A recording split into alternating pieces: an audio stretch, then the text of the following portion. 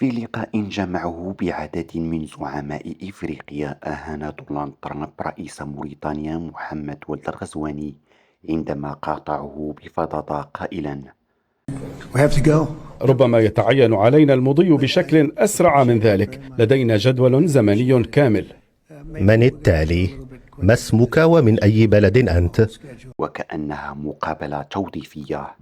ولم يتوقف الأمر هنا، فقد توجه للرئيس الليبرالي قائلا: Thank you. And such good English, such beautiful. لغة إنجليزية رائعة، Where did you learn? جميلة جدا. أين تعلمت هذه اللغة الجميلة؟ أين تلقيت تعليمك؟ في ليبيريا؟ رغم أن اللغة الإنجليزية هي الرسمية في ليبيريا، تصرفات دونالد ترامب وصفت بالمتعجرفة والعنصرية، وأعادت إلى الذاكرة تصريحاته السابقة حين وصف دولا إفريقية بأنها حتالة. لقاء كان من المفترض أن يناقش ملفات الشراكة تحول إلى استعراض فض يعكس نظرة فوقية لقادة القارة السمراء.